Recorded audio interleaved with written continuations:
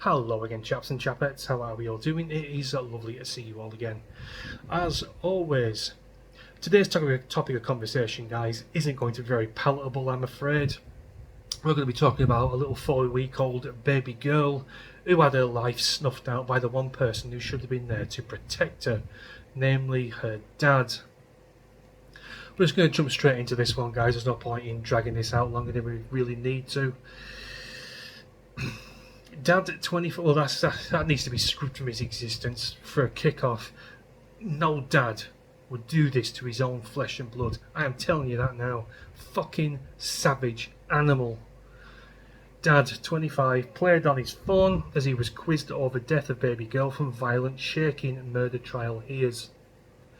A father played on his phone in a good mood while being quizzed by cops over the death of his baby daughter, a court has heard. Thomas Holford, 24, is accused of shaking his baby girl to death. The 5-week-old baby was rushed to Queen Elizabeth and Queen Mother Hospital after the ordeal at her home in Ramsgate, Kent. Everly Stroud remained there in a vegetative state until she died over a year later in 2022, aged 14 months. 14 months, life just taken away from her at such a fucking young age. I do hope this animal gets his comeuppance.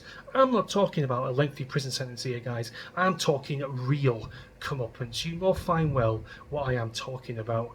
I've done a couple of videos like this in the past, and these are the ones that always get me, that involve children and deaths of babies and shit like that. Pulls on my heartstrings the most, and to be quite honest with you, they make me fucking furious. Yeah, don't go any further than that, Daniel. Her dad had been living with a 16-year-old mum at the time and pleaded guilty to manslaughter in November last year. He denies murder and causing actual bodily harm. What do you think was going to happen when you started violently shaking a 5-week-old fucking baby? Do you think it's going to be good for the child? Do you think it's going to start crawling around the room and punching the air in sheer delight with a massive smile on his face? No, you were shaking that child simply to shut her up by killing her. That was your intention. Your intention was pure, cold-hearted murder. You are a fucking parasite on the arse end of humanity. Evelyn's injuries, which ultimately led to her death in hospital on May 27, 2022, include catastrophic brain hemorrhages and multiple bone fractures. Yeah, I think that's enough of that now, guys. You get the gist of the idea. You get the gist of what's happened to this piece of shit. I'll post a newspaper article in the description if I remember. You can go and read it yourself. I've had enough of looking at that fucking animal. Now, what I'm about to say, guys, I don't want you to take the wrong way.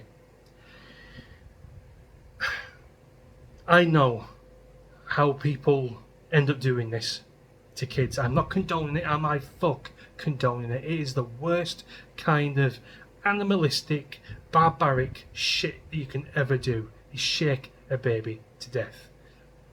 But some people and their tempers and their rage, they are not built for parenthood. They are not built for bringing up a baby. Got bin lids myself. I know what I'm talking about here. When you have a newborn baby, you don't get any sleep. You give up that privilege of having any sleep the moment you decide to start conceiving children. You haven't been sleeping for about 4 or 5 days, something like that. You are very sleep deprived. You are like a bear with a sore head. You are irritable, and you have a screaming, crying baby in your ear at 4 o'clock in the morning. You do get angry. You can feel a ball of rage in the pit of your stomach, but you don't take it out on a defenseless, innocent baby. It's just something you do not do. Babies don't cry for nothing. They don't cry simply to piss you off. They are crying because they need something, or they are crying because there's something wrong with it. You have to use your brain power and be a fucking decent parent and start the process of elimination. Has it got a dirty nappy? Does it need feeding? Does it need winding? Is it constipated? Has it got stomach ache? You need to go through all these examples until you find the right one. Because believe you me, once you have solved that one problem, the baby will stop crying. It may not sleep. You can't force a baby to sleep, unfortunately for a lot of parents out there in the big wide world.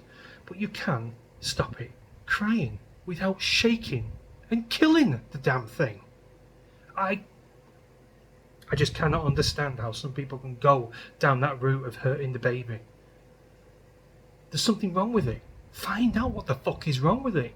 Don't kill it, for Christ's sake. What is wrong with people's mentality? If you get that stressed and that angry, put the baby down in the cot and get the fuck out of the room. Go and take 5 minutes. Step outside, have a quick cigarette, do whatever you're going to do. Calm down and chill. If need be, buy a boxing bag or something. Give it a quick punch on your way past. Don't take it out on the child. Some people are literally incapable of being parents. That is a God-given fact. There's so many examples out there on the internet and in the news sphere, that kind of a thing, of parents killing children because they were crying and all this other stuff.